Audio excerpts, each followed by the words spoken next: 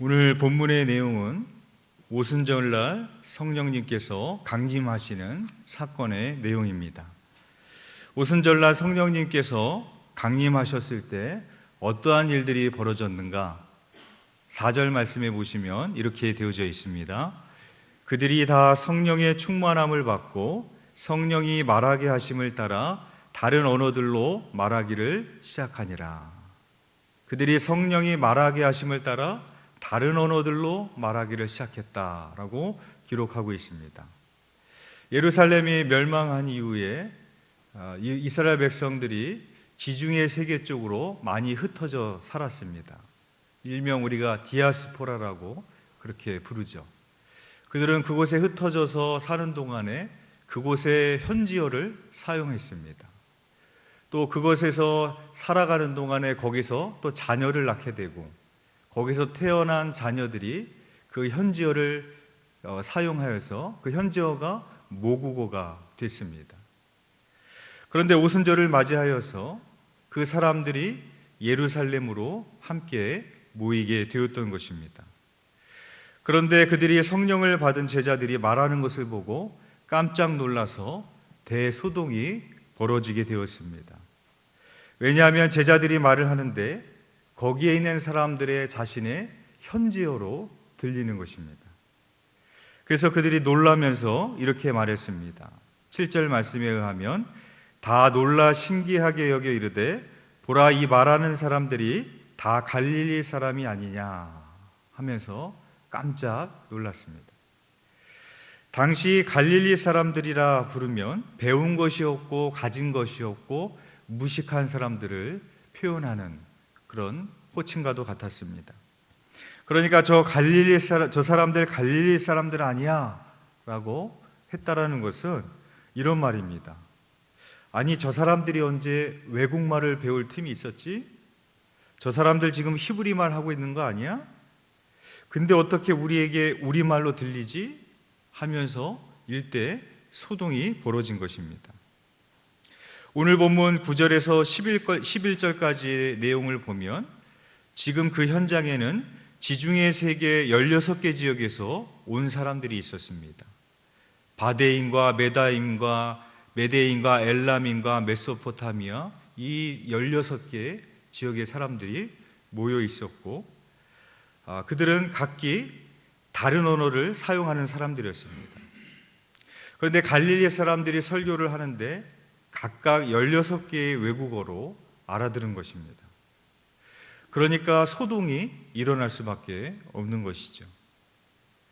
그래서 이해할 수도 없고 상상할 수도 없는 상황에서 어떤 사람이 이렇게 또 수군거렸습니다. 12절에서 13절 말씀에 보면 다 놀라며 당황하여 서로 이르되 이 어찌 된 일이냐 하며 또 어떤 이들은 조롱하여 이르되 그들이 세술에 취하였다 하니라 라고 기록하고 있습니다. 그러니까 그들 중에 한 사람이 이 소동이 나는 것을 보면서 이렇게 생각했던 것이죠. 무슨 신비로운 술을 마시고 저러는 거 아니야? 그렇게 이야기했다라는 것입니다. 그래서 베드로는 의아해하는 그들에게 이렇게 말합니다. 14절에서 15절 말씀에 베드로가 11사도와 함께 서서 소리를 높여 이르되 유대인들과 예루살렘에 사는 모든 사람들아 이 일을 너희로 알게 할 것이니 내 말에 귀를 기울이라. 때가 제3시니 너희 생각과 같이 이 사람들이 취한 것이 아니라 라고 베드로가 이야기를 합니다. 여기서 제3시라는 것은 오늘날로 말하자면 오전 9시입니다. 그러니까 베드로가 이렇게 말하는 겁니다. 여러분 지금 몇 시인 줄 아십니까? 지금 아침 9시입니다. 우리가 세술에 취해서 이런 말을 하는 것이 아닙니다.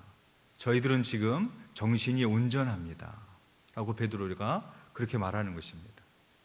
그러면서 베드로는 요엘서에 나오는 말씀을 이야기하면서 요엘 선지자가 예언한 것이 이루어진 것을 그들에게 말하고 있습니다. 오순절날 제자들이 사용했던 그 언어는 알아들 수 없는 천사들의 언어가 아니었습니다.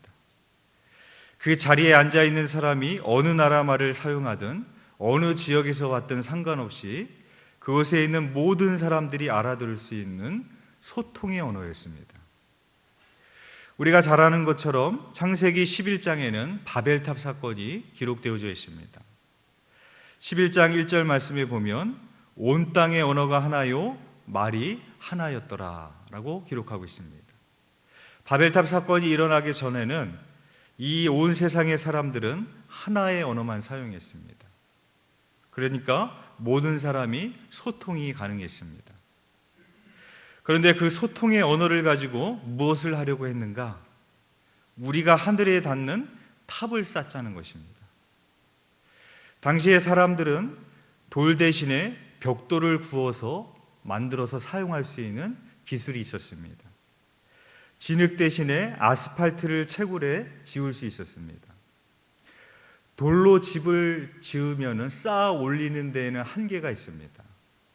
그런데 벽돌을 구워서 만들고 아스팔트를 벽돌과 벽돌 사이에 접착제로 사용하게 되면 사람들이 원하는 만큼 높이의 건축물을 쌓아 올릴 수가 있게 되는 것입니다. 그러니까 당시의 벽돌과 아스팔트라는 것은 첨단 과학과 같은 그런 것입니다. 당시의 첨단 과학을 이용해서 하늘에 닿는 탑을 쌓자라는 것입니다. 하나님이 보시기에 얼마나 가관이었겠습니까? 겨우 벽돌과 아스팔트를 첨단 과학이라고 여기면서 그것을 하늘에 닿을 만큼 쌓아 올리자고 하는 그 인간들의 모습을 보면서 참으로 우리는 우습다라는 생각을 가져보게 됩니다. 그 모습을 우리가 보면 우습지만 그 당시의 과학과 오늘날의 과학을 비교하면 비교할 수 없을 정도로 많이 발전했지만 하나님께서 우리의 모습을 보신다면 그때나 지금이나 동일해 보일 것입니다. 말하는 인공지능이 나오고 또 저 광활한 우주 가운데 달에 우주선을 쏘아 올리고 화성에 우주선을 쏘아 올리는 것처럼 마치 이 광활한 우주를 다 정복한 것처럼 말하는 그 인간의 모습을 보면서 천지를 만드신 하나님께서 얼마나 우리 인간들이 그렇게 보이시겠습니까? 그래서 언어가 바벨탑 사건으로 인하여서 갈라지게 됩니다. 동일한 언어를 사용하는 사람들 사이에 소통이 불가능하게 되었습니다. 인간의 소통을 가로막는 중요한 장벽을 보게 됩니다. 바벨탑 사건을 보면서 그것은 무엇인가 하면은 인간의 교만함입니다. 하나님과 대적하고자 하는, 인간이 구심점이 되고자 하는, 내가 주인이 되고자 하는, 내가 하나님이 되고자 하는 그 교만함이 바로 소통의 큰 장애물이 되고 있다는 것을 우리가 바벨탑 사건을 통해서 볼 수 있는 것입니다.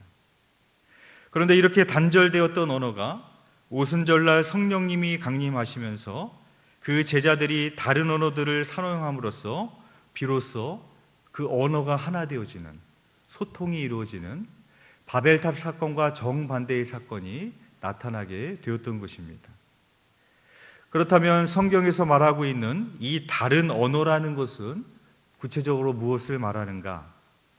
이 다른 언어라는 이 단어의 헬라어는 글로사입니다. 무슨 뜻인가 하면은 첫 번째로 혀라는 뜻을 가지고 있어요. 또 혀라는 의미를 가지고 있기 때문에 두 번째는 언어라는 의미를 가지고 있습니다. 그래서 영어에서도 혀를 의미하는 단어가 tongue이라고 있죠. 근데 이 tongue이라는 단어가 혀라는 의미도 있지만 언어라는 의미도 가지고 있습니다. 그래서 우리가 모국어를 영어로 말할 때 mother tongue이라고 그렇게 부르기도 합니다. 그러니까 성령님께서 강림하심으로 인하여서 인간들이 다른 언어, 그동안 인간이 사용하였던 교만한 언어가 아니라 다른 언어, 다른 혀로 말하기 시작했다는 것입니다.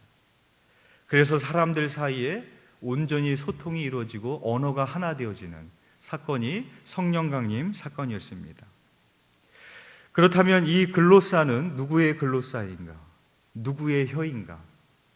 오늘 본문 3절 말씀해 보시면 마치 불의 혀처럼 갈라지는 것들이 그들에게 보여 각 사람 위에 하나씩 임하여 있더니 라고 기록하고 있습니다. 바로 불의 혀처럼 갈라지는 것들, 이 혀가 바로 글로사입니다. 바벨의 인간의 혀가 아니라 주님의 혀, 주님의 언어가 임했을 때 마음과 마음이, 영과 영이 온전히 소통을 이루게 되는 것을 볼 수가 있습니다. 만약에 제자들이 주님의 혀를 덧입지 않고 자신의 혀를 지니고 있었다면, 바벨의 혀를 지니고 있었다면 주님의 사랑과 생명을 전할 수 있는 통로의 역할을 감당할 수 있었을까? 감당할 수 없었을 것입니다. 제자들이 주님의 혀를 덧입어 하나님의 말씀을 전하였을 때 이날 제자들의 설교를 듣고 회개하고 세례를 받은 숫자가 무려 3,000명에 이르게 됩니다.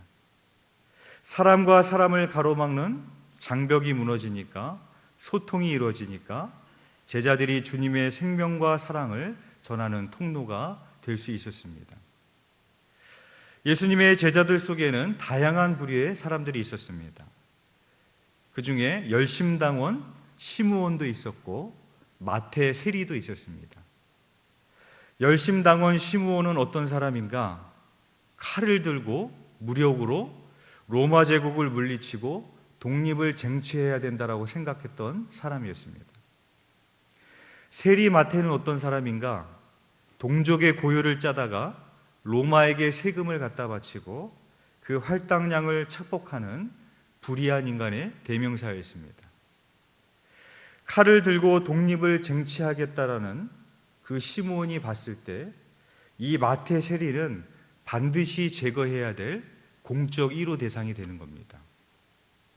마태 세리가 봤을 때 칼로, 무력으로 로마 제국을 이기겠다고 하는 이 청년 시므온은 세상이 어떻게 돌아가는지 아무것도 모르는 철부지에 불과한 것입니다. 이 두 사람이 한 테이블에 앉을 수 있을까? 절대 불가능한 이야기인 것이죠. 그러나 예수 그리스도로 인하여서 그들이 3년을 함께 지내게 되었습니다. 그리고 예수 그리스도가 십자가에서 죽으셨을 때 예수님이 죽으셨으니까 이제 제 갈 길 가자. 그동안 내가 예수님 때문에 너 참았는데 이제 헤어지자. 그러지 않았습니다. 예수님이 십자가에 죽으신 이후에도 그 열심당원 시므온과 마태는 주님을 증거하며 같은 길을 걸어가다가 순교하게 됩니다. 그것이 어떻게 가능할 수가 있었겠습니까? 그들이 주님의 혀로 덧입혀졌을 때, 서로가 서로를 향해서 인간의 혀가 아닌, 바벨의 혀가 아닌, 교만의 혀가 아닌 주님의 혀로 말했을 때 그들이 온전히 사도로서의 사명을 감당하게 되었던 것입니다. 지중해 세계를 복음화시키고 세계 역사의 물줄기를 바꿨던 교회는 예루살렘의 묘교회가 아니었습니다. 변방에 있었던 안디옥 교회였습니다. 어떻게 안디옥 교회가 그 막중한 역할을 감당하는 교회로 쓰임받을 수 있었을까? 사도행전 13장 1절에 보면 안디옥 교회의 지도자 명단이 나옵니다. 오늘날 우리말로 하자면은 당해온 명단이 나오고 있는 겁니다. 그 중에 나오는 사람들을 보면 바나바가 있습니다. 바나바는 정통 유대인이고 레위인 출신입니다. 어디 한 군데 흠잡을 데 없는 사람입니다. 니게르라 하는 시므온이 있었습니다. 여기서 니게르라는 말은 여기서 니그로라는 말이 나옵니다. 이 블랙이라는 말과 니그로라는 말은 다른 말입니다. 영어로 블랙하면 흑인을 말하지만 니그로 그러면 흑인 노예를 말하는 겁니다. 오늘날과 달리 그 당시에는 철저하게 계급 사회였습니다. 노예가 있는 시대였습니다. 노예는 사람으로 보여지는 것이 아니라 언제든지 주인의 마음에 맞지 않으면 사고 팔 수 있는 물건에 불과했습니다. 그런데 그들이 함께 안디옥 교회의 지도자 명단에 들어있는 것입니다. 구레네 사람 루기오가 있었습니다. 이 사람에 대한 해석은 아프리카 리비아 출신 외에 아무런 소개가 없습니다. 별로 소개할 것이 없는 그런 보잘것없는 사람이었다라는 것이죠. 분봉왕 헤롯의 젖동생 마나엔, 여기서 젖동생이라는 표현은 한 엄마의 젖을 같이 먹는 사람이라는 의미도 되고 중마고우와 같은 사람이라는 의미도 되어집니다. 어찌되었건 간에 유대인의 입장에서 보면은 매국노입니다. 그리고 바울은 우리가 잘 아는 것처럼 예수 그리스도를 믿는 사람을 핍박하는 일에 앞장섰던 사람이었습니다. 하나님에게 쓰임을 받았던 안디옥 교회에 들어있는 그 지도자의 명단을 보면 도저히 한 테이블에 함께 앉아 있을 수 없는 사람들이 앉아 있습니다. 함께 동역할 수 없는 사람들이 그곳에 함께 앉아 있었습니다. 이 모든 것들이 어떻게 가능할 수 있었겠습니까? 그것은 바로 그 안디옥 교회가 그들이 서로가 서로에게 주님의 혀가 되어졌을 때, 주님의 언어로 말했을 때, 세상을 향하여서 주님의 혀로 복음을 전하였을 때 그 세상의 물줄기를 바꿀 수가 있었던 것이었습니다. 여러분은 성령을 받으셨습니까? 예, 다 우리는 성령을 받았습니다. 그 증거가 어디에 있습니까? 고린도전서 12장 3절 말씀에 보면 성령으로 아니하고서는 누구든지 예수를 주시라 할 수 없느니라 라고 기록하고 있습니다. 그러니까 우리 안에 내주하시는 성령님이 아니고서는 예수를 주라고 말할 수 없다는 겁니다. 예수님은 2000년 전에 이 땅이 아니라 아시아가 아니라 저 멀리 떨어진 유대 땅에 오셨습니다. 그것도 처녀의 몸을 통해서 이 땅에 오셨습니다. 예수님께서 이 땅에 오신 시점이 얼마나 옛날 시점인가 하면 우리나라의 역사로 따지자면 신라 박혁거세 때의 이야기입니다. 박혁거세가 알을 깨고 나왔다라고 하잖아요. 그거를 믿는 사람이 없습니다. 그런데 예수 그리스도가 결혼하지 않은 처녀의 몸에서 태어났다.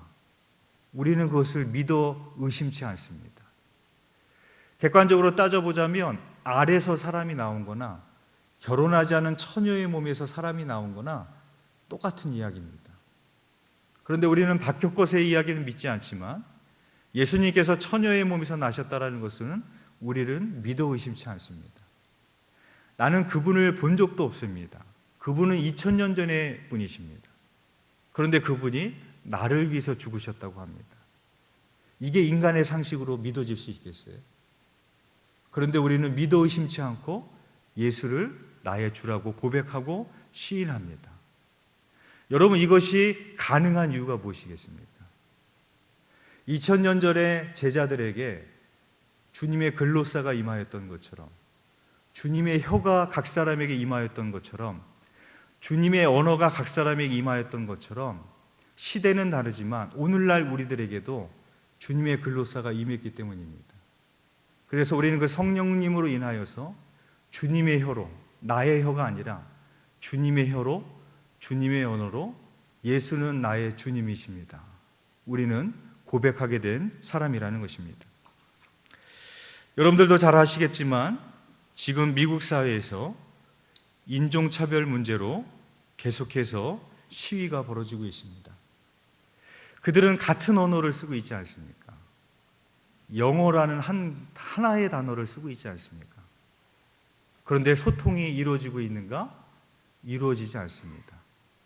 백인과 흑인 사이에, 우월한 민족과 또 유색 인종 간에 소통의 장벽이 무너지지 않고 있는 것을 볼 수 있습니다. 아무리 똑같은 언어를 사용한다고 해서 소통이 되는 것이 아닙니다.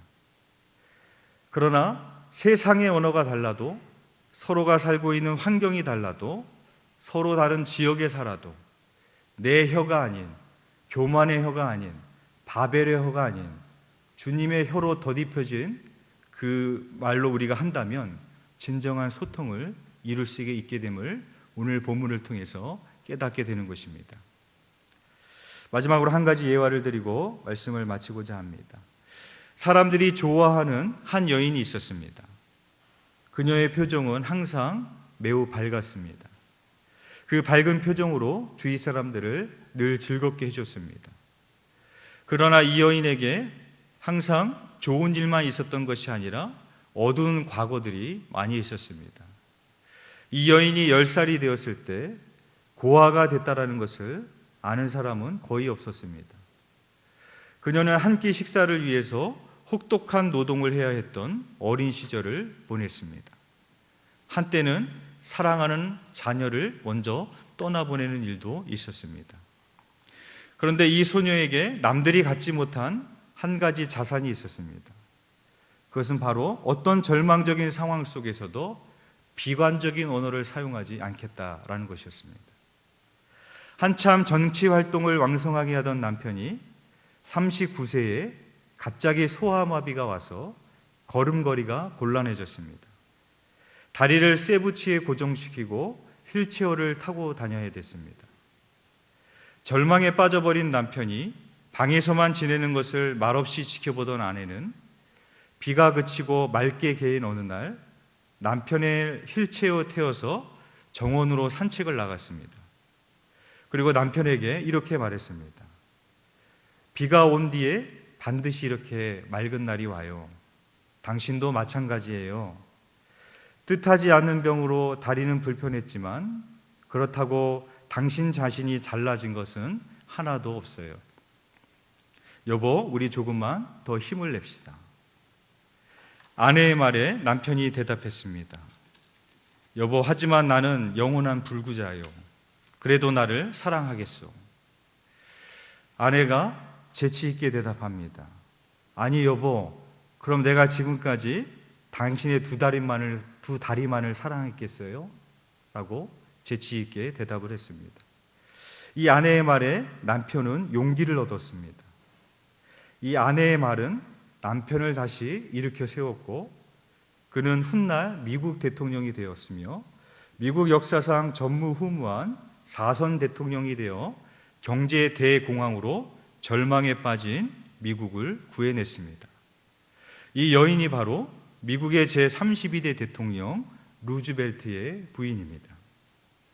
절망에 빠진 남편에게 다른 언어로 주님의 혀로 덧입혀져 이야기했을 때 남편은 그 모든 절망으로부터 일어설 수가 있었던 것입니다.